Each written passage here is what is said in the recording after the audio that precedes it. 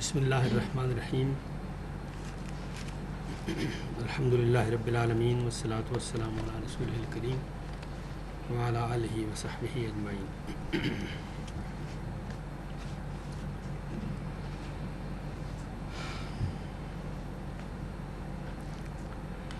مجھے یہ کہا گیا کہ میں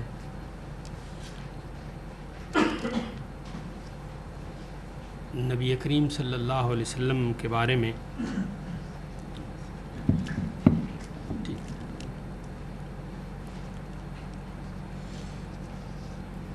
مغرب کا جو رول ہے اس کے بارے میں آپ سے بات کروں۔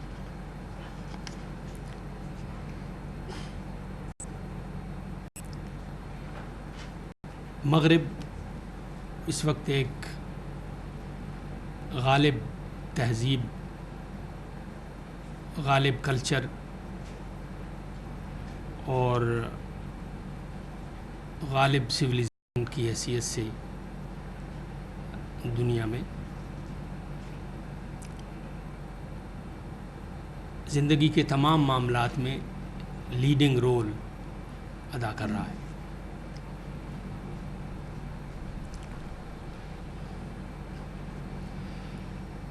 ہمارا رد عمل مغرب کے بارے میں دو طرح کا ہے۔ ایک رد عمل ہمارا شکست خوردگی کا اور جھنجھلاہٹ کا ہے۔ جب ایک فرد یا کوئی قوم شکست کھاتی ہے تو شکست کے نتیجے میں جو غصہ ہوتا ہے، جو جھنجھلاہٹ ہوتی ہے، اس میں غالب قوت کے خلاف رد عمل کا اظہار کرتا ہے آدمی، جو زبان استعمال کرتا ہے، جو اس کے فزیکل جیسچرز ہوتے ہیں، وہ سب کے سب اس شکست خوردگی اور جھنجھلاہٹ کا نتیجہ ہوتے ہیں۔ اور اس میں کوئی شک نہیں ہے کہ عالم اسلام پچھلی 200 سالوں سے ایک غلام، محکوم اور شکست خوردہ قوم کی حیثیت سے زندگی گزار رہا ہے۔ لہٰذا اس کے بعض عناصر کا رد عمل جھنجھلاہٹ کا اور غصے کا سمجھ آتا ہے۔ لیکن ہم وہ لوگ جو مغربی نظام تعلیم میں پروان چڑھے، ہمارا لباس، ہماری زبان، ہمارا مینرزم، ہمارے ایٹیکیٹس، ہماری ٹریننگ زندگی کے مختلف معاملات میں، وہ سب مغربی اصولوں پر ہوئی ہے۔ مسلمان معاشروں کے بعض انسٹیٹیوشن، بلکہ غالب انسٹیٹیوشن، اگر آپ مسلمان معاشرے کے سٹرکچر کا آپ جائزہ لیں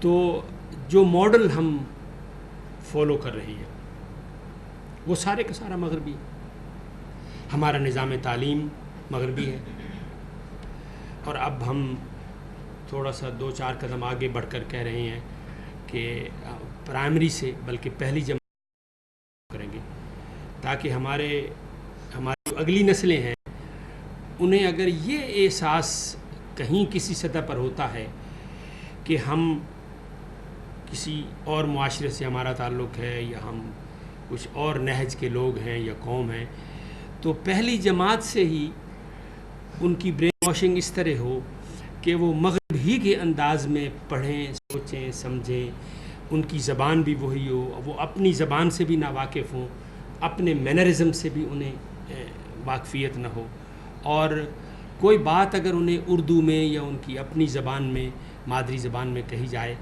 تو وہ اس کا ترجمہ پوچھیں پیرنٹ سے کہ daddy tell me what is دس۔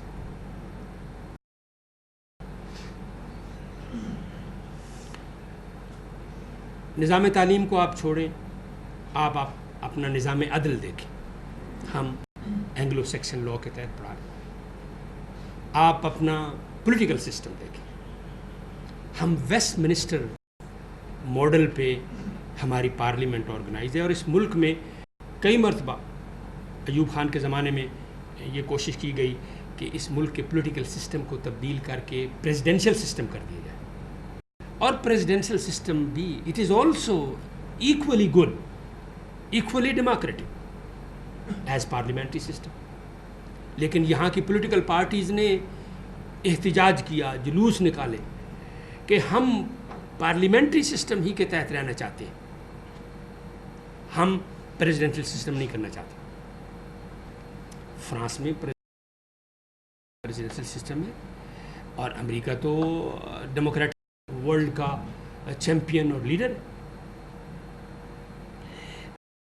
ہماری خوئے غلامی ہے کہ جس میں ہماری تربیت ہوئی ہے, ہم اس سے ادھر ادھر نہیں ہو سکتے.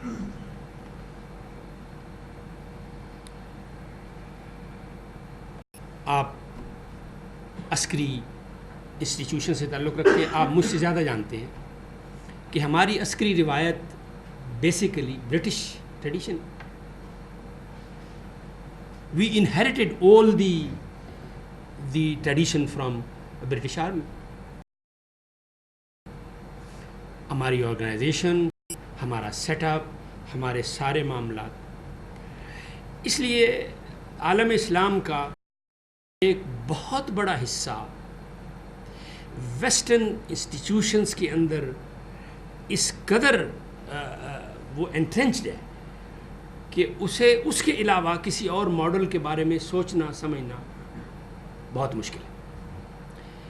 ہمارا جو ذہنی فریم ورک ہے وہ اس طرح بنا ہے کہ ہم ہر پھر کر اسی طرف آتے ہیں, اس طرح سوچتے ہیں.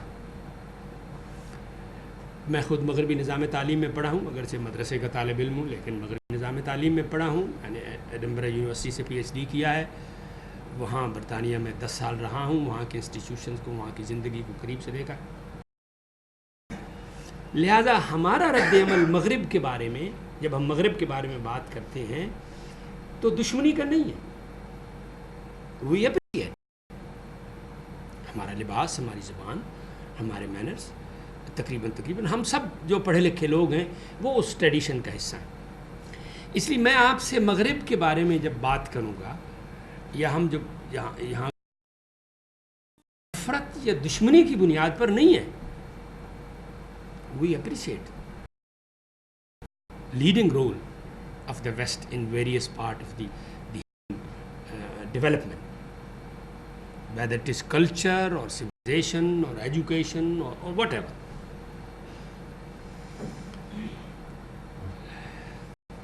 لیکن جو بات میں ایک طالب علم کی حیثیت سے آبجیکٹیولی آپ سے کرنا چاہتا ہوں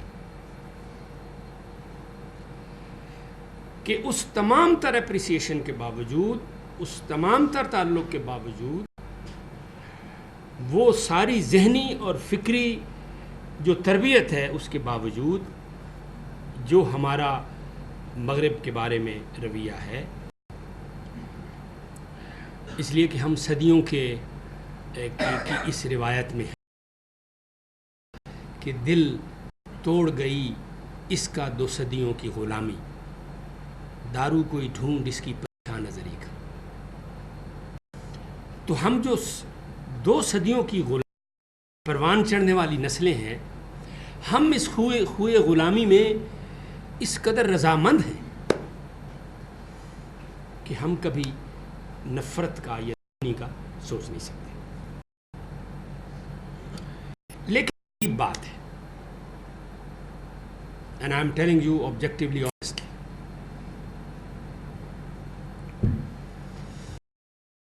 the fact that we are subjugated slave nations culturally, militarily, economically and educationally. We look toward the West with awe, but in spite of all the respect which we pay to the West,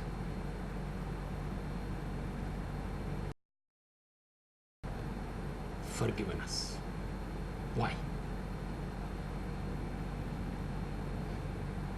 ये है वो बुनियादी बात जो आज मैं आपसे करना चाहता हूँ।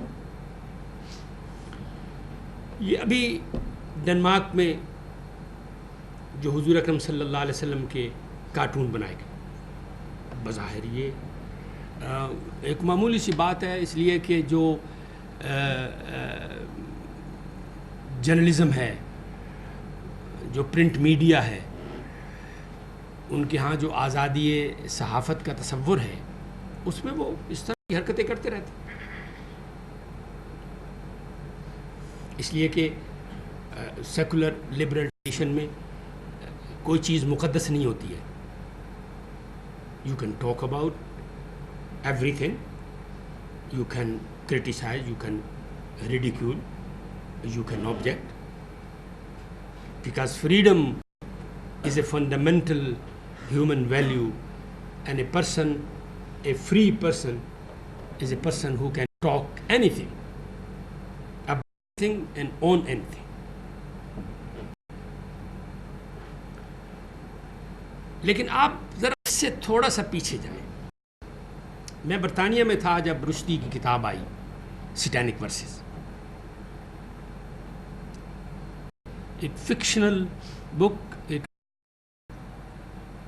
लेकिन उस नावल का एक चैप्टर जिसमें हुजूर और हुजूर के अहल खाना और हुजूर का जो वही का एक्सपीरियंस है और जो सोसाइटी आपने कायम की है, उसके बारे में जो रिडिकुलस ज़बान इस्तेमाल की गई, जो जो जो तहकीर और जो तौहीन के अल्फाज इस्तेमाल किए गए, वो मुसलमानों के लिए नाकाबिल बर्दाश्त थे। उस पर हंगामा हुआ, एहतजाज हुआ, उसके असरात वेस्ट में जो हुए, जिन मकासद के लिए वो ये करना चाहते थे वो उसका उन्हें अंदाज़ा हो गया, लेकिन उसका मुसलमान नस्लों को फ़ायदा ये हुआ कि उन्हें they knew their identity, they rediscovered their identity at the campuses in whole Britain. Young men and women started running themselves as Muslims, because it was that you are Muslim. They wanted to be assimilated, they wanted to be integrated in that society. But the society, the policy makers of that society, they said, no, you are others.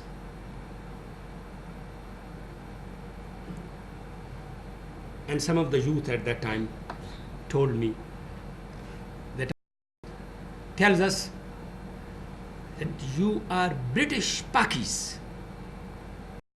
And you see, if you have a British nationality, the Muslims, Pakistanis living for 20-30 years there, their new generation who were born there, educated there, they speak their dialect, Burmese dialect or Bradford dialect or Cockney's dialect, whatever the languages, the dialect of the English languages. Those who live in Scotland, they speak like the Scots. But he told me that our teacher tells us that you can never be a British because you are not English, because you are not Scottish, not white. You are brown, you are Paki. The passport, British passport, a Pakistani born there, and anybody who is born in Britain is naturally a British citizen. But if you see the passport,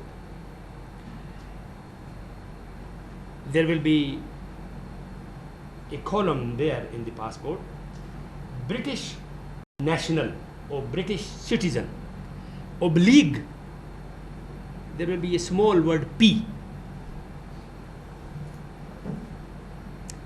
Every British Pakistani has a passport, word P written on it, so that if he travels in Europe,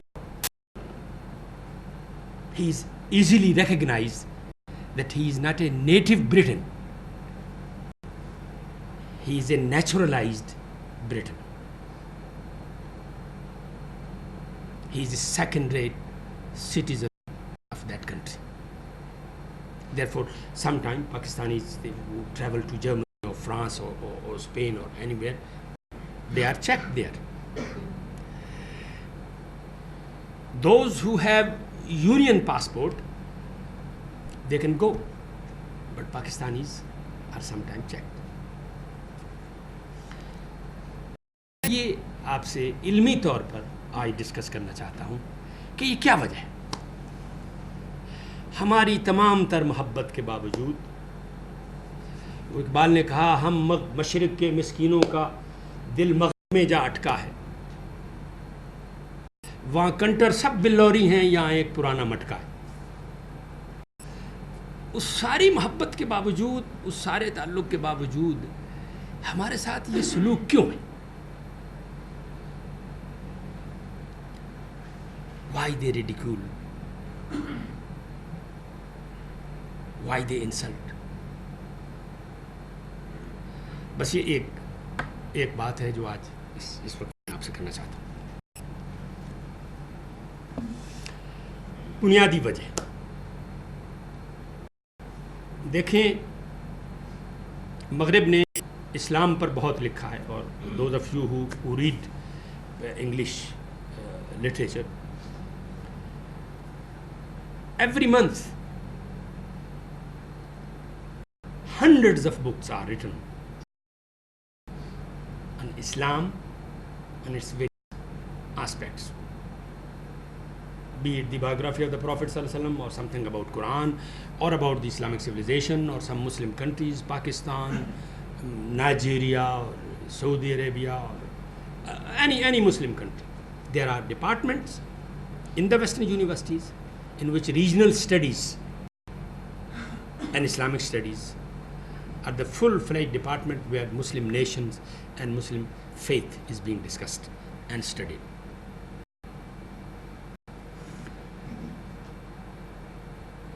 The reason, and it's true, ہم اگر بھول جائیں تو بھول جائیں، لیکن جو ہمارا مد مقابل ہے وہ نہیں. قرآن مجید نے حضور اکرم صلی اللہ علیہ وسلم کو متعارف کراتے ہوئے فتح کی آیت نمبر 28 آیت میں پڑھتا ہوں، سورہ الفتح آیت نمبر 28. ارشاد باری ہے، هو الذی ارسل رسولہ بالہدی ودین الحق لیظہرہ علی الدین کلہ وکفی باللہ شہیدا. اللہ اپنا تعارف کرا رہا ہے، اور اپنا تعارف وہ کرا رہا ہے محمد صلی اللہ علیہ وسلم کے ذریعے سے،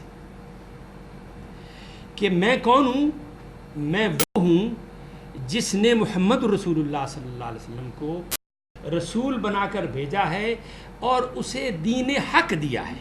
یہاں ایک لفظ ہے جو اس کو آپ ذہن میں رکھیں، الحق.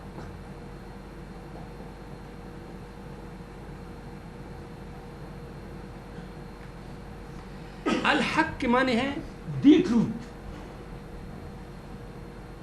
یا الٹیمیٹ ٹروتھ. الحق اللہ کا نام بھی ہے.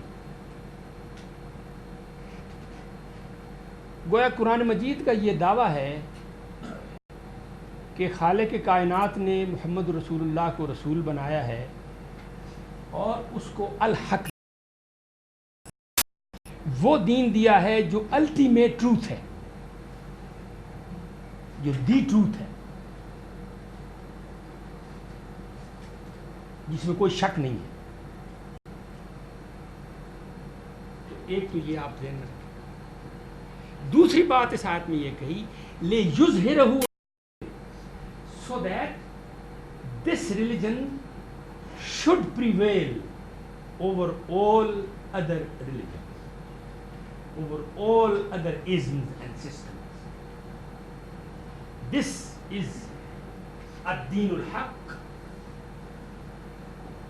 ad-deen, the way of life, al-haq, based on ultimate truth, And this has to prevail.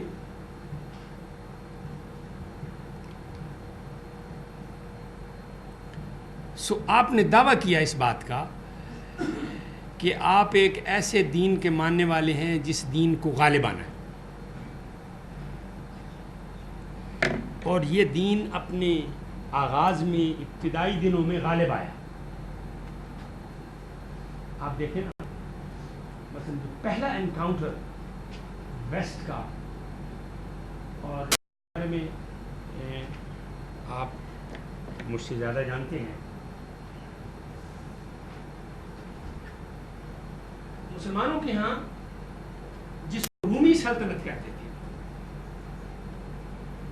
Roman umpires, Roman umpire کا جو مرکز روم میں تھا، that was destroyed by the Western Roman Empire, destroyed by the barbarians. German tribes, they attacked Rome, and the Roman Empire finished. The next empire, which was known by the Muslims as Roman Empire, it was not Western Roman Empire. It was Byzantium, Byzantine Roman Empire, Constantinople.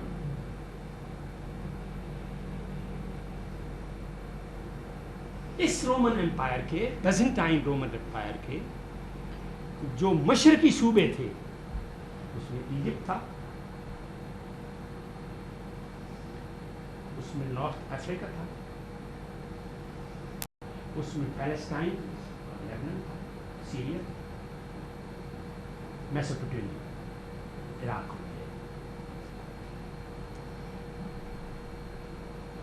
جو پہلا encounter اسلام کا ہوا ہے Byzantine یا ان کے جو مشرقی صوبے ہیں ان کی لیڈرشپ کے ساتھ، وہ حضور کے عہد میں ہوا ہے. آپ نے سنا ہوگا نام غزوہ تبوک. غزوہ تبوک جس کو سیرت کی کتابوں میں جیش العسرہ بھی کہتے ہیں. سخت گرمیوں کے دن مدینے میں یہ خبر پہنچی کہ رومی فوجیں شام کی سرحد سے مدینے کی طرف بڑھ رہی ہیں، اور امکان ہے اس بات کا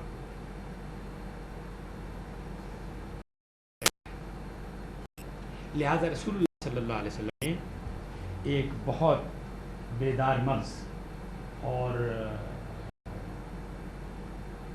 حکیمانہ سوچ رکھنے والے کمانڈر کی حیثیت سے آپ نے یہ فیصلہ کیا کہ بجائے اس کے کہ ہم مدینے میں انتظار کریں، let us take an initiative.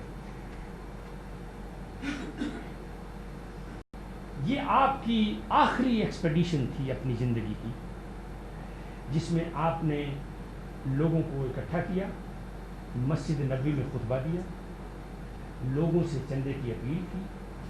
یہی وہ موقع ہے جس میں ابو بکر اپنے گھر کا سارا سامان اٹھا کر لے آئے، حضرت عمر اپنا گھر کا آدھا سامان لے کر آئے. یہی وہ موقع ہے جس کے پاس 2 کھجوریں تھیں وہ بھی لے کر آیا کہ جی میں اس میں حصہ ڈالنا چاہتا ہوں، اور آپ نے تیار کیا. چنانچہ آپ 30,000 کے قریب لوگ لے کر نکلے. اتفاق کی بات ہے کہ مٹ بھیڑ نہیں ہوئی اور بات غلط ہوئی.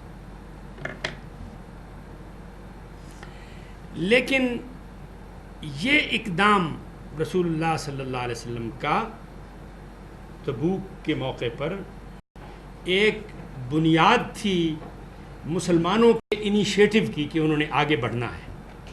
اور پھر خلافت راشدہ کے دوران رومن امپائر کے یہ سارے مشرقی صوبے عالم اسلام کے تحت، عالم اسلام کا حصہ. کچھ موقعوں پر لڑائی ہوئی، کہیں صلح و صفائی سے بات ہوئی،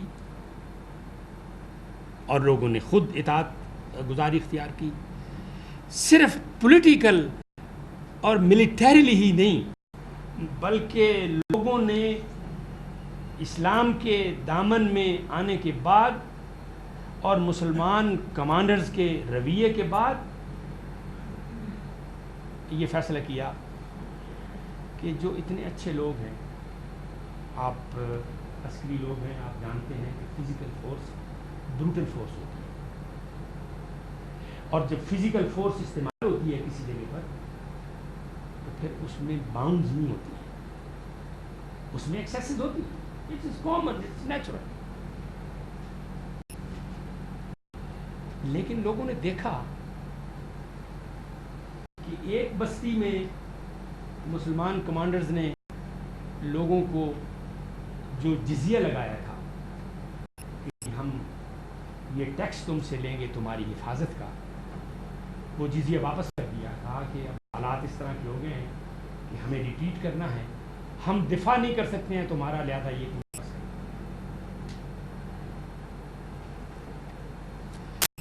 It was a novel experience for them because they were already overburdened by the taxes and by the looting of the ruling elite. Ruling elite everywhere are the same. اس لیے ان تمام صوبوں کے لوگوں نے از خود بغیر کسی جبر اور اکراہ کے، اس لیے کہ یہ حضرت عمر رضی اللہ تعالیٰ عنہ کا عہد سب سے مؤثر عہد ہے انتظامی طور پر، انہوں نے باقاعدہ انسٹرکشن دے رکھی تھی کہ کوئی پرانا چرچ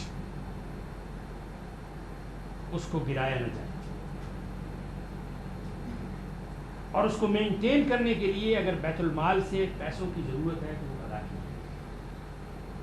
فلسطین میں جب آپ گئے تو آپ نے اس بڑے چرچ میں نماز اس لیے نہیں پڑھی، کہا کہ میں اگر نماز پڑھوں گا تو مسلمان اس کو مقدس سمجھ کر اس پر قبضہ نہ کریں. الگ پڑھی، باہر پڑھی. ان کو صلیب کے جلوس نکالنے کی اجازت دی، کہا کہ یہ ہماری ذمہ داری ہے کہ ہم ان کے مذہب کا تحفظ کریں. کوئی جبر نہیں، لیکن لوگوں نے اسلام کو قبول کیا. مغرب کے اندر سب سے پہلا بغض جو اسلام اور مسلمانوں کے خلاف ہے وہ یہ ہے کہ یہ غالب آ گئے. اس وقت سے لے کر اب تک اس غلبے کا ہی انتقام ہے. پھر بات یہیں ختم نہیں ہوئی، نارتھ افریقہ سارا مسلمان ہو گیا. مسلمان سے آگے بڑھ کر اسپین چلے گئے. اسپین میں انہوں نے 500-600 برس ایک ایسا نظام متعارف کرایا جس کے نتیجے میں مغرب میں رینیساں اور دوسری جو تحریکیں اٹھیں وہ اٹھیں. یہ آپ کا یہ کہنا کہ اس دین نے غالب آنا ہے، یہ مغرب کو کبھی قابل قبول نہیں، اس کے خلاف رد عمل ہے. اور یہ ایک ایسی نفسیاتی بات ہے کہ جس کو آپ کسی نفسیاتی چیز کا آپ علاج نہیں کر سکتے. قرآن نے مسلمانوں کو اس بات سے خبردار کیا اور انہوں نے آگاہ کیا کہ دیکھو یہ اگر آخری دین ہے اور یہ الٹیمیٹ ٹروتھ ہے تو اس کو ناپسند کرنے والے لوگ موجود رہیں گے، تم نے ان سے خبردار رہنا ہے.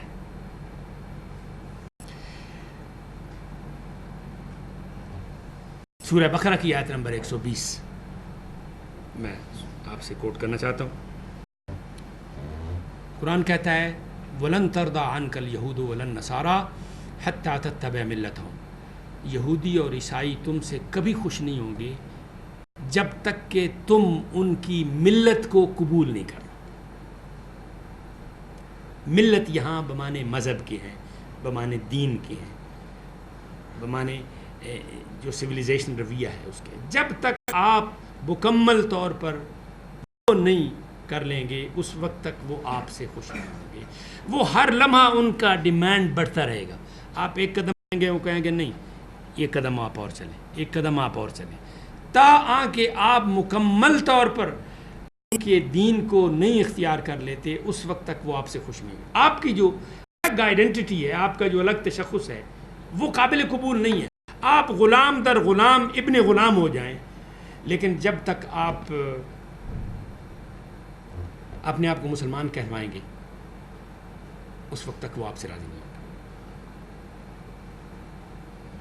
حضور اکرم صلی اللہ علیہ وسلم کو ارشاد ہے کہ یہ یہودی اور عیسائی آپ سے کبھی خوش نہیں ہوں گے حتیٰ تتبع ملتہم، جب تک کہ تم اس کا دین قبول. قل ان الہدا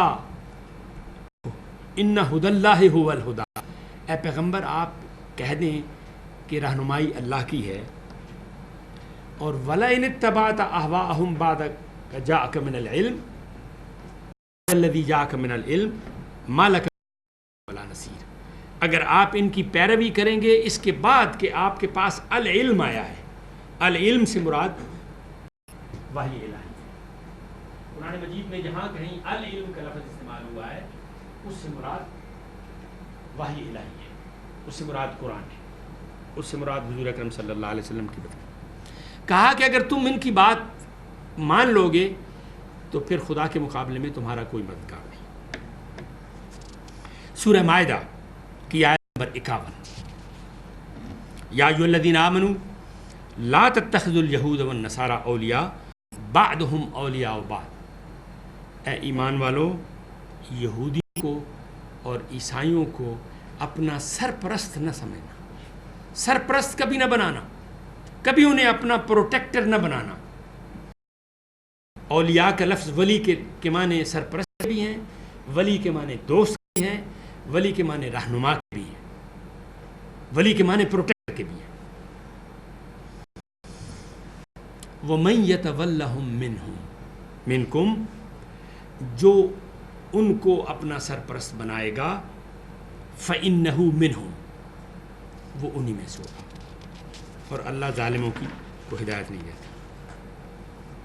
لہذا پہلا نقطہ جو میں آپ سے عرض کرنا چاہتا تھا وہ بات غلبے کی ہے، یا آپ غالب ہوں گے یا وہ غالب ہوں گے. دو غالب قوتوں کا، دو غالب دینوں کا، دو غالب سویلائزیشنز کا جو کلیش ہے، جس کو آج ہنٹنگٹن کہتا ہے کلیش آف سویلائزیشن کے نام پر، اور ہم رو رو کر ہاتھ جوڑ جوڑ کر کہہ رہے ہیں کہ نہیں، my God, there is no clash of civilization. It's a dialogue. We are ready for dialogue. You imagine a weak person can have a dialogue. Dialogues are the dialogue of the equals. If you are powerful, on the basis of that power, you can have a dialogue. But if you are weak, you have to surrender.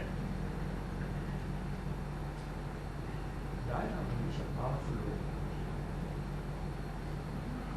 جس clash of civilisation کی آج بات میں کہی جا رہی ہے، یہ کلیش آف سویلائزیشن جاری ہے. It has never stopped. It never ended. The whole history is the history of conflict and encounter between the West and Islam. When we were powerful, West was subjugated. When West is powerful, we are enslaved. Our social policies, our economic policies, our political system, even our education, our curriculum is being decided by them. This should be read and this shouldn't be read. Be included in curriculum and this shouldn't be included in the curriculum. There shouldn't be any hate material.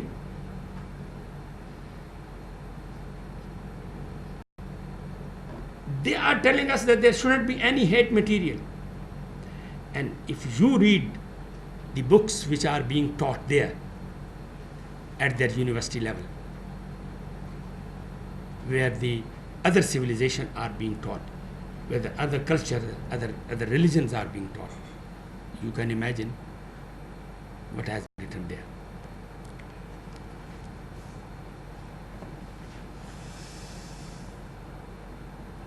اسلام کا غلبہ اور اس کے خلاف رد عمل کی پہلی مثال خلیفہ عبد الملک ابن مروان، بنو امیہ کا دور ہے. بنو امیہ کے دور میں خلیفہ عبد الملک ابن مروان کے مسلمان ایک غالب قوت کی حیثیت سے ریاست کے امور کو منظم کر رہے ہیں، لہذا جو پرانے کلچر، پرانی سویلائزیشن کہ ہاں جو انسٹیٹیوشنز ہیں، اور یہ دیکھیں دنیا کی کوئی سویلائزیشن یہ کلیم نہیں کر سکتی ہے کہ it has started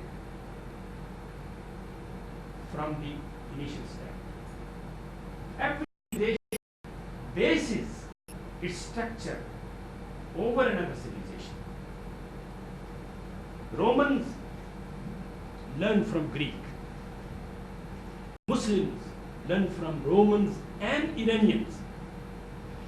Then Western powers learn again from Muslims, because Muslims, who are the people who have studied Greek philosophy, who study Roman law, who practice all these things and set a pattern, establish institutions, political, educational, and others, and the rest invite from them.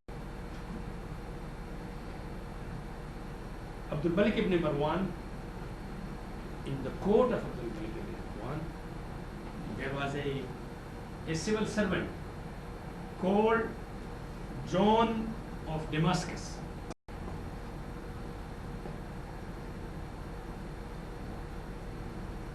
A bishop of Eastern Christian Church.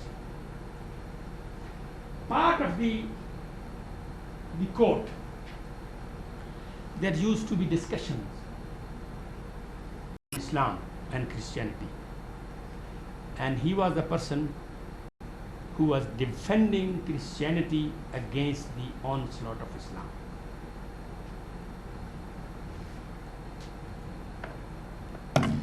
تاریخ میں یہ پہلا آدمی ہے جس نے اسلام کے خلاف، حضور اکرم صلی اللہ علیہ وسلم کے خلاف،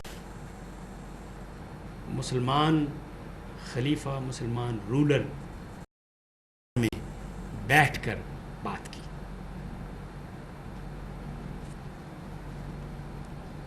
اس کو قتل نہیں کیا گیا، جبرن چپ نہیں کرایا گیا، کے ساتھ وہ ڈسکشن کرتا تھا. جان آف ڈیماسکس نے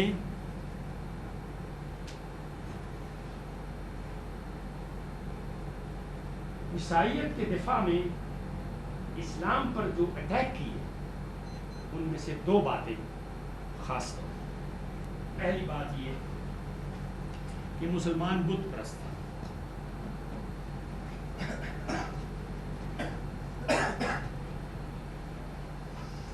دوسری بات کہ حضور اکرم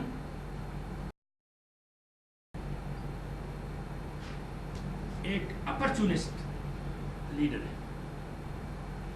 مکے میں he was a preacher, he was a prophet, he was talking of religious and moral and ethical values. When he came to Medina, he became a political leader. جو اسلام کے بارے میں اب کتابیں آ رہی ہیں ان کے ٹائٹل اگر آپ ملیٹنٹ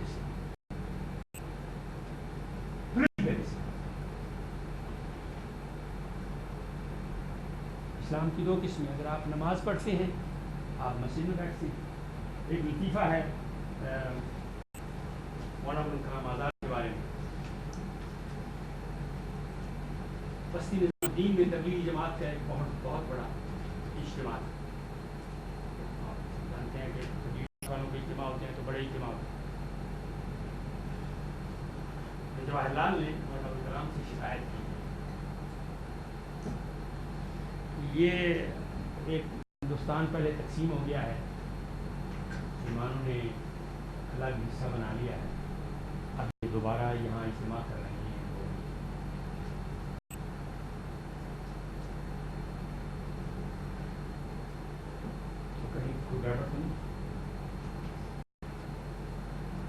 تو مولانا کلام نے کہا پنڈت جی آپ فکر نہیں،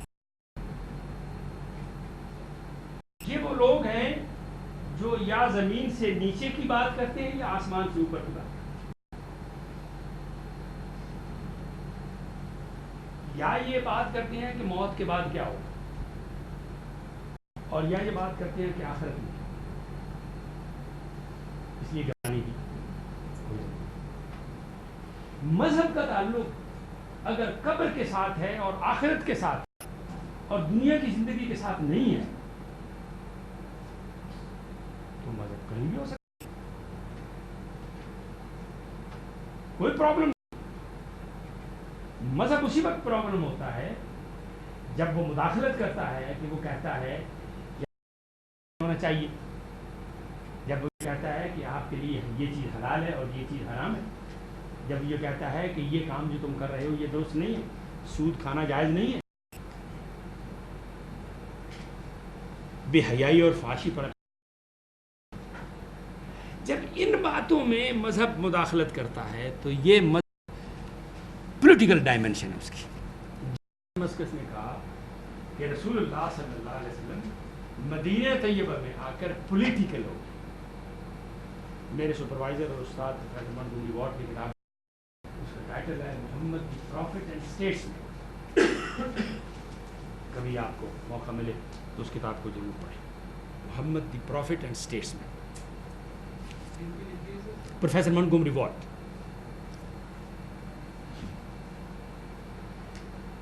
دوسرا الزام اس نے یہ لگایا اور بنیاد بنائی حضور اکرم صلی اللہ علیہ وسلم کے اس نکاح کو جس میں آپ اپنی پھوپھی ذات زینب بنت جحش جو اپنے متبنہ زید ابن حارثہ کے ساتھ جس کی شادی تھی، دونوں بیوی کا نکاح نہیں ہوا، زید نے طلاق دی، رسول اللہ صلی اللہ علیہ وسلم نے اس سے شادی کی، بلکہ قرآن نے کہا، قرآن نے الفاظ استعمال کی زوجنا کا، کہا کہ کی حیثیت سے جو رولر ہوتا ہے اس کا سب سے بڑا ایمبیشن جنسی تسکین ہوتا ہے، لہذا مدینہ طیبہ میں رسول اللہ صلی اللہ علیہ وسلم نے ایک رولر کی حیثیت سے، ایک حکمران کی حیثیت سے جنسی طور پر ایک آزاد رو انسان مدینہ طیبہ میں آ کر عیش عشرت کی زندگی گزاری، شادیاں کی، یہ ابتدائی شادی۔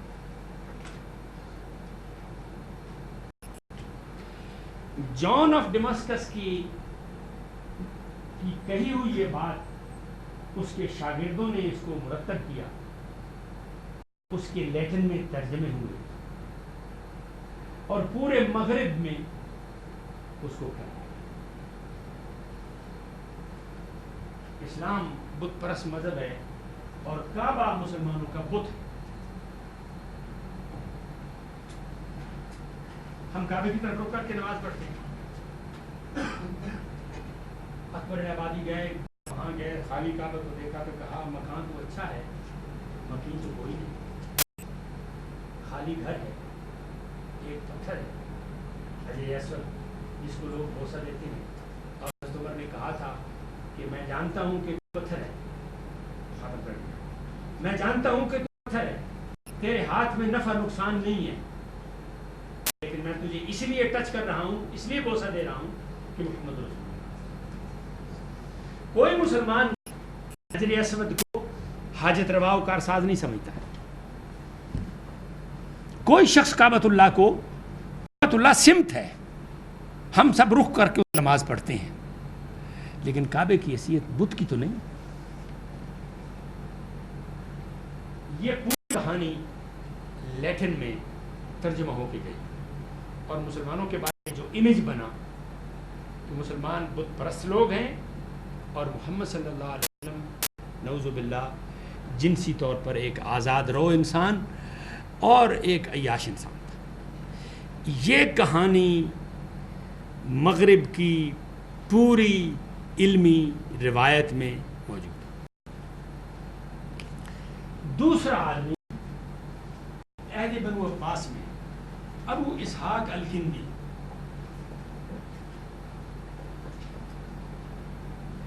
یہ شخص بھی مسلمان خلفاء کے کوٹ کا حصہ تھا. اس نے اسلام کے جواب میں کتاب لکھی جسے ولیم میور نے نام سنو دی ایپولوجی آف الکندی کے نام سے لندن سے شائع کیا, ترجمہ کیا, عربی میں اصلی کتاب ہے دی ایپولوجی آف الکندی.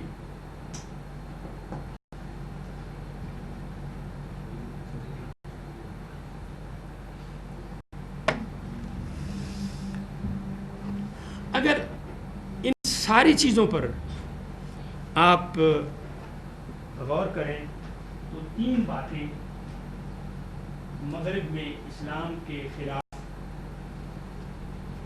پوری مڈل ایجز میں, اب کی بات نہیں, پوری مڈل ایجز میں پھیلائی گئی. نمبر 1, مسلمان بت پرست ہیں. نمبر 2, یہ متشدد ہیں, وائلنٹ, اس میں جہاد آتا ہے, اس میں کعبہ آتا ہے. نمبر 3, حضور اکرم صلی اللہ علیہ وسلم جھوٹے نبی ہیں, امپوسٹ, اپرچونسٹ.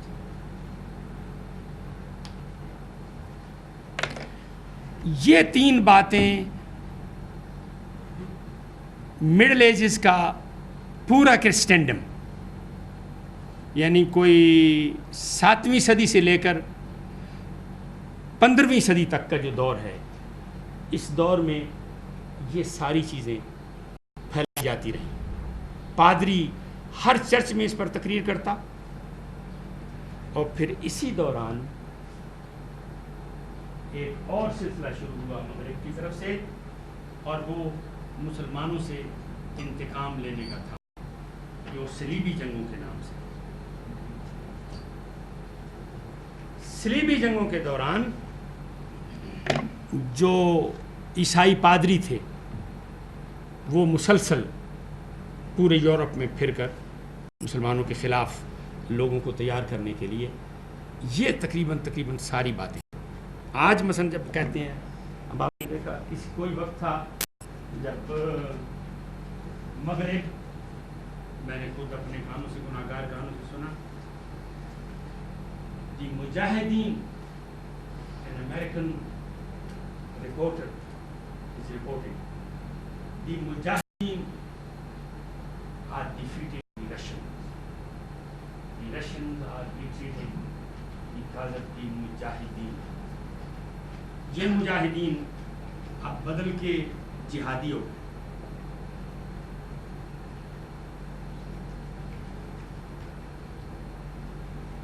جہادی کے معنی فسادی کے,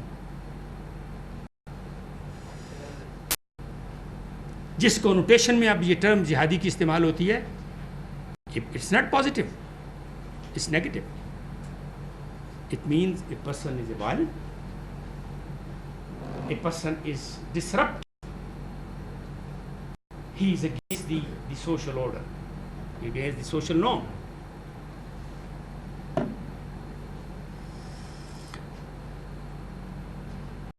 اور آخری بات صلیبی جنگوں کے حوالے سے جو کہی گئی کہ اسلام تلوار کے زور سے کرتا, by force.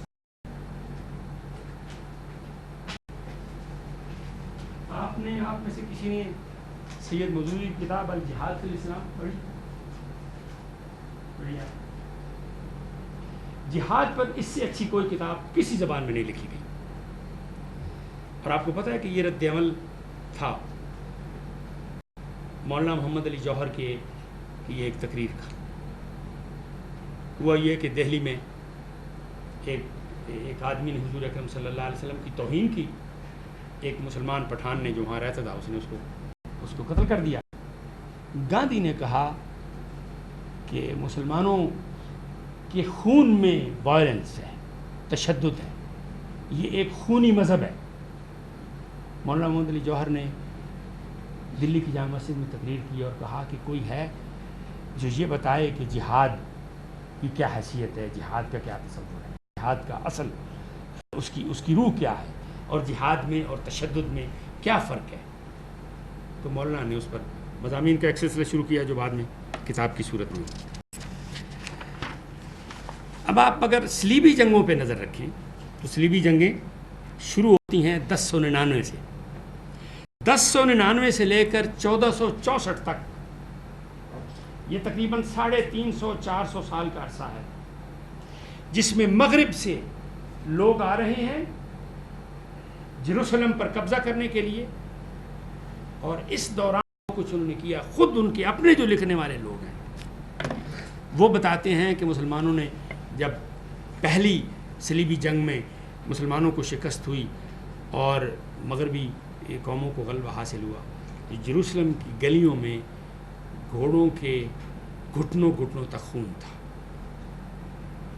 ان اپنے لوگ یہ بتاتے ہیں کہ بچوں کو یوں پکڑ کر دیواروں کے ساتھ مارتے تھے اور ان کے سر کا پٹاخہ چلتا تھا تو اسے وہ انجوائے کرتے تھے. یہ ان کے اپنے مصنفین جو اس پر لکھنے والے لوگ ہیں وہ بتاتے ہیں.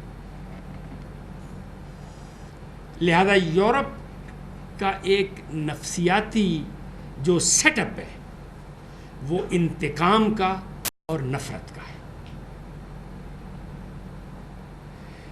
عام آدمی، ہمارے ساتھ ایک لڑکی، برٹش لڑکی پڑھتی تھی، تو پوسٹ گریجویٹ لوگ تھے، ہم تو سینئر لوگ تھے، لیکن نوجوان ترک جو انڈر گریجویٹ تھے وہ ظاہر ہے جب آتے ہیں تو پھر نوجوانوں کے یہ اپنے مناسب ہوتے ہیں، تو لڑکی کو چیز کرتا تھا مسلسل. تو ایک دن ہم 3-4 لوگ جو 2-3 عرب تھے، میں تھا اور ساتھ روتی ہوئی آئی اور کہنے لگی could you help me؟ ہم سب بڑے حیران ہوئے کیا بات ہے. کہنے لگی محمد is teasing me, is chasing me. And it's difficult for me to accept a Turk as a boyfriend.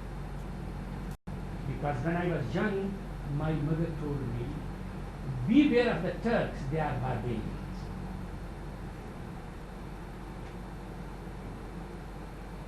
English mothers teach their children, Turks, they are barbarians. اور یورپ میں مسلمان کا تصور ایک ٹرک کا تصور، اس لیے کہ وہ بیانہ تک تو پہنچ گئے تھے. اگر وہ بدبخت امیر تیمور نہ پیچھے پہنچتا، باجید یلدرم کو شکست نہ دیتا، تو ویسٹرن یورپ کی حالات بالکل مختلف ہوتے. لیکن خود ہمارے اپنے معاملات تھے. میں کہنا یہ چاہتا ہوں آپ سے کہ مغرب کی سوسائٹی سیاسی طور پر مسلمانوں کے خلاف نفرت پر روایتی طور پر مبنی ہے. جان آف ڈیمسکس سے لے کر وولٹیئر اور روسو تک اور ڈانٹے تک ہر آدمی نے اسلام اور مسلمانوں کے بارے میں اپنا حصہ ڈالا ہے. جو لوگ ویسٹرن لٹریچر، ہمارے ایک کولیگ تھے ڈاکٹر غلام علی، پنجاب یونیورسٹی میں انگلش کے ہیڈ تھے، انہوں نے ایک سلسلہ امین اس زمانے میں پاکستان ٹائم میں شروع کیا تھا. میں نے ان سے گزارش کی تھی کہ لکھیں، اب لوگوں نے کچھ لکھا بھی ہے. یہاں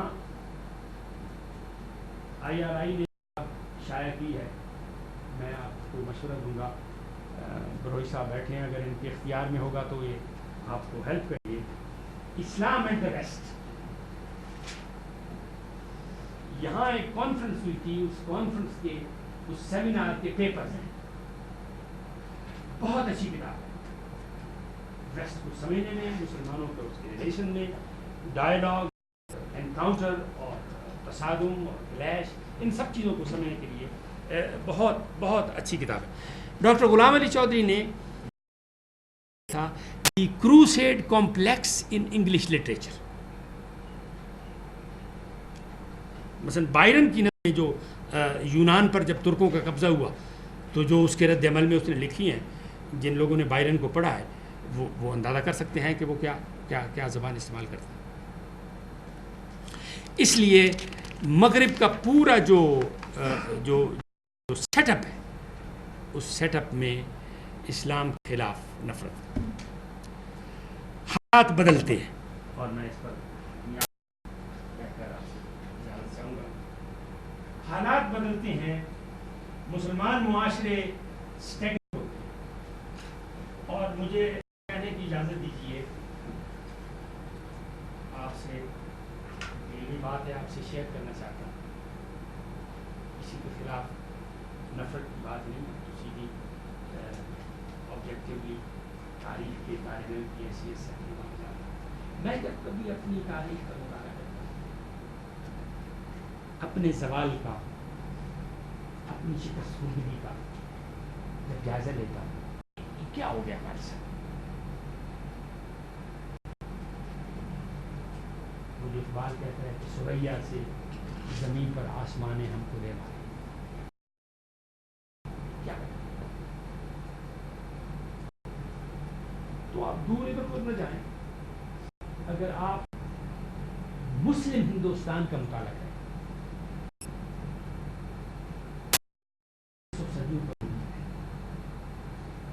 جس میں ہم حکمران,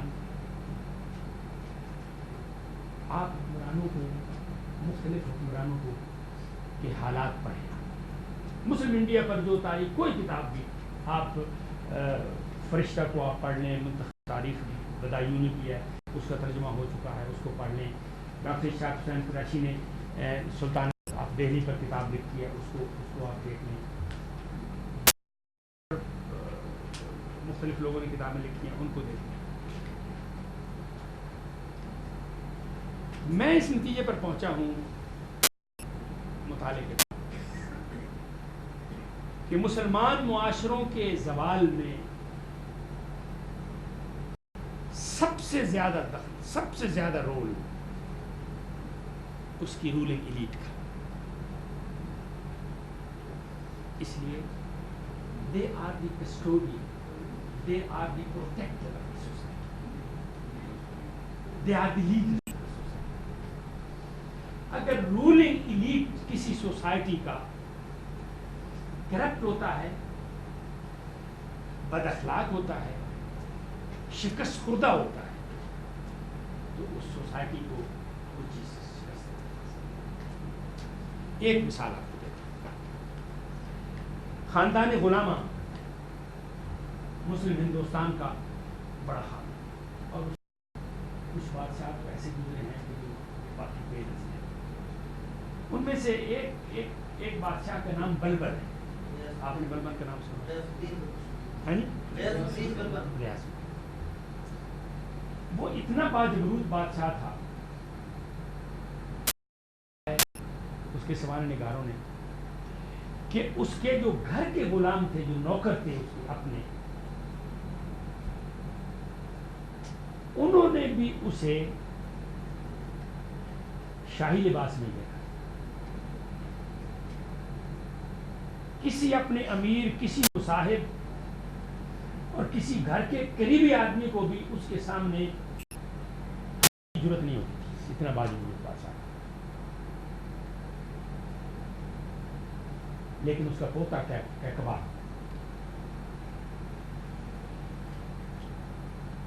وہ کیا کرتا تھا, وہ مسخروں کا لباس پہن کر دربار میں, اس کی ارد گرد اور طوائفیں اور جو کلچرڈ لوگ ہوتے ہیں, جو ہائیلی ریفائنڈ اور کلچرڈ لوگ, وہ اس کے گرد تھے.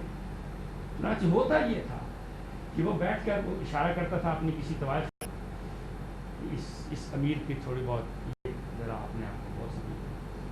تو جو صدر الصدور تھا ان کا, صدر الصدور کے معنی شیخ الاسلام کے, شیخ الاسلام اپنے جبے کبے کے ساتھ, اپنی داڑھی کے ساتھ اور اپنے سارے, اور بلبل کے زمانے میں اس کی پوزیشن یہ تھی کہ وہ بادشاہ کا جو محل ہے اس کا وہ انچارج تھا.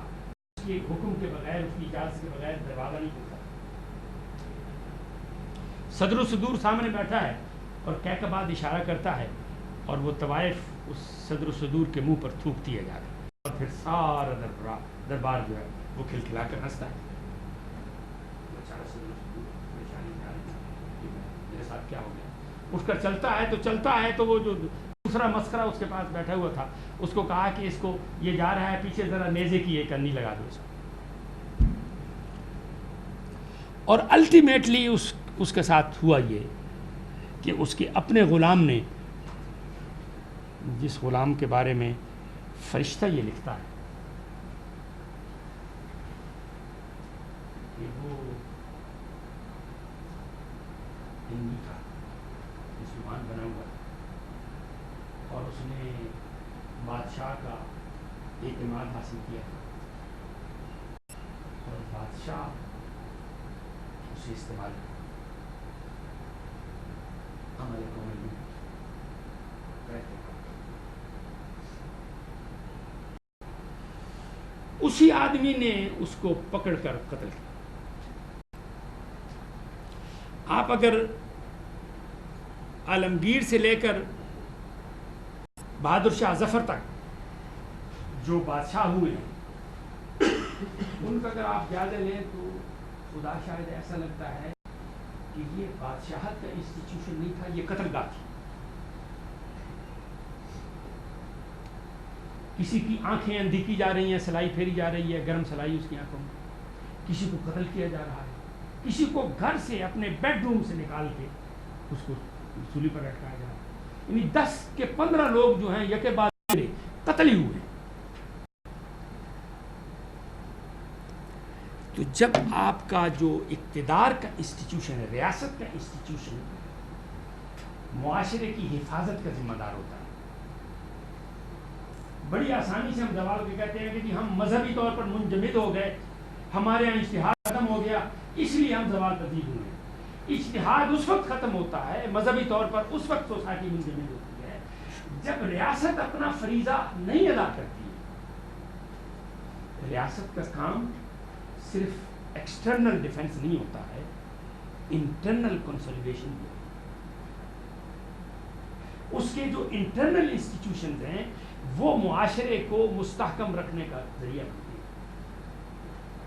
لیکن اگر ریاست اور اگر رولنگ ایلیٹ صرف اپنے مفادات اور صرف اپنے آپ کو کی حفاظت میں لگ جائیں اور معاشرے کو اس کے حال پر چھوڑ دیں تو معاشرہ الٹیمیٹلی ڈس انٹیگریٹ ہو جاتا ہے اور غلام ہو جاتا ہے. اس لیے مسلمانوں کے ساتھ جو کچھ ہوا 1857 میں ایسٹ انڈیا کمپنی کے ہاتھوں ہم گروی ہو گئے. اور آپ ناراض نہ ہوں، بہادر شاہ ظفر کی فوج رات کے وقت اس کی حفاظت کر رہی تھی. جب بہادر شاہ صبح اٹھا تو 3/4 of the army went to East India Company because of the salaries. The king couldn't afford.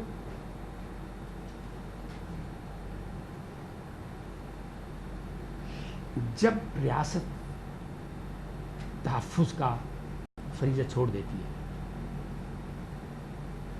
تو نتیجہ کیا ہوا؟ نتیجہ پھر شاہ ظفر کی اب ہم غزلیں پڑھتے ہیں نا. ٹینا ثانی کہتی ہے کہ جن گلین میں ہم نے دیکھی لوگوں کی رنگ رلیاں تھی، دیکھا تو ان سنی پڑی ہو گئی. شاہ ظفر نہ کسی کی آنکھ کھلی نہ کسی کے دل کا کرا. معاشرے تو حفاظت قوت اگر نہیں ہے تو معاشرہ محفوظ نہیں ہوتا ہے. گرناتا کا آخری بادشاہ ابو عبداللہ جب وہاں سے نکلا فرینڈس کے سامنے سرنڈر کر کے، سرنڈر کرنے والے کی بھی کوئی چوائس، کہا کہ اچھا میرے ان لوگوں کی بھی آپ حفاظت کریں، ان کی بھی حفاظت کریں، مجھے یہ بھی دے دیں، مجھے یہ بھی دے دیں. انہوں نے کہا ٹھیک ہے. جب دروازہ کھل گیا تو اس کے بعد جب فوجی داخل ہو گئے تو ختم ہو گئی بات، قتل عام ہوا. اور عبداللہ وہاں سے ابو عبداللہ نکل رہا تھا اور رو رہا تھا. تو ماں نے کہا، یہ تاریخ میں یہ جملہ محفوظ ہے، ماں نے کہا کہ جس سلطنت کی تو اپنی قوت بازو کے ذریعے سے حفاظت نہیں کر سکتا ہے، عورتوں کی طرح رونے کی کر. معاشرے قوت سے محفوظ ہوتے ہیں. ہمارے زوال کا سبب ہمارا جو پولیٹیکل سسٹم تھا، اس پولیٹیکل سسٹم کی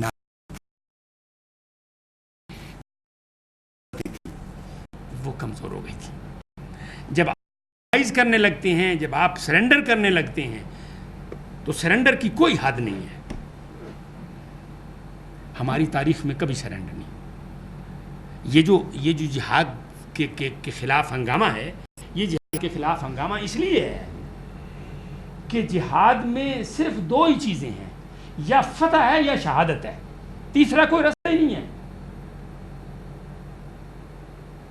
یہ پورا زور لگایا جا رہا ہے، مغرب میں کتابیں لکھی جا رہی ہیں، مسلمانوں سے لکھوائی جا رہی ہیں کہ جو کہا جائے وہ کہ یہ جہاد اور یہ شہادت اور یہ ساری چیزیں یہ پرانے گئے گزرے زمانے کی باتیں. تو آپ ٹارگٹ کو پہلے سافن کرتے ہیں، پھر اس کے بعد اسے اٹیک کرتے ہیں. تو ہمیں فکری طور پر سافن کرنے کی کوشش کی جا رہی ہے تاکہ آسانی سے پھر اس کو، اور یہ سائیکولوجیکل وارفیئر کا حصہ ہے. اس لیے 17ویں صدی میں مغرب اپنی عسکری قوت کی بنیاد پر، اپنے بہتر اسلحہ کی بنیاد پر، اپنی بہتر فائر پاور کی بنیاد پر، اپنی شاندار تنظیم کی بنیاد پر عالم اسلام پر چڑھ دوڑا، اور عالم اسلام کے تمام پولیٹیکل اور سوشل انسٹیٹیوشن تباہ ہو گئے تھے. ہمارے بادشاہ غزلیں کہتے تھے، درباروں میں ناچ گانے کا انتظام ہوتا تھا، مولوی صاحبان شیعہ سنی جھگڑوں میں ہوئے تھے کہ کون سچا ہے، شیعہ سچا ہے، یہ سنی سچا ہے. پورے کا پورا مسلمان معاشرہ ڈس انٹیگریشن کی تصویر. اور اب مغرب یہ چاہتا ہے کہ ہم انٹیگریشن سے نکلیں گے، ہماری کنسولیڈیشن نہیں ہونی چاہیے. لہذا اس کے ایجنٹ مسلمان معاشروں میں مذہبی منافرت کی مسلسل کوشش کریں. آج اس امام باڑے پر حملہ ہو رہا ہے، آج اس مسجد میں نمازی قتل ہو رہے ہیں، آج اس جلسے میں لوگ مر رہے ہیں. یہ سب اس پوری اسکیم کا حصہ ہے جس میں مسلمانوں کی کنسولیڈیشن نہیں ہونی چاہیے. مسلمان معاشرے اگر مستحکم ہوں گے، وہ جو اقبال کہتا ہے ابلیس کی زبان سے کہ مجھے کسی سے ڈر نہیں ہے، خال خال، وہ کہتا ہے خال خال اس قوم میں اب تک نظر آتے ہیں، وہ کرتے ہیں اشک سحر گاہی سے جو ظالم وضو. لہذا اس ملت کے ذہنوں سے جو تقدس ہے، اس تقدس کو ختم کر دیا جائے. اور یہ جو پچھلے 50 برسوں میں حضور اکرم صلی اللہ علیہ وسلم کے بارے میں کتابیں لکھی گئی ہیں، ان کا مقصد یہ ہے. پہلی بات یہ کہ اسلام دوسرے مذہبوں کی طرح ایک مذہب ہے، لہذا بین المذاہب ہم آہنگی، مذہبوں کو ایک دوسرے کے ساتھ پیار محبت سے رہنا چاہیے. یہ بات نہ کرو کہ اسلام حق ہے، یہ نہ کہو کہ اسلام آخری دین ہے، یہ نہ کرو کہ یہ الٹیمیٹ ٹروتھ ہے. جیسی عیسائیت ہے ویسا اسلام ایک مذہب ہے، جیسا بدھ مت ہے ویسا ایک مذہب ہے، جیسا ہندو مت ہے ویسا. ہندو اپنے بدھ کی پوجا کرتا ہے، تم خدا کی پوجا کرتے ہو. وہ اگر تثلیث کو مانتا ہے، مسیح علیہ السلام کو مانتا ہے، تم ایک خدا کی بات، توحید کی بات کرتے ہو. لہٰذا فرق کیا ہے؟ مذاہب کی بات. اور دوسری بات یہ کہ حضور اکرم صلی اللہ علیہ وسلم کی حیثیت ایک رول ماڈل. مسلمان پیدا ہونے کے وقت سے لے کر جب اس کے کان میں اشہد ان محمد رسول اللہ کی آواز آتی ہے، اس وقت سے لے کر مرنے تک جب اس کا جنازہ پڑھا جاتا ہے، وہ حضور کو اپنا رول ماڈل سمجھتا ہے. مغرب نے یہ سلسلہ تبدیل کر دیا.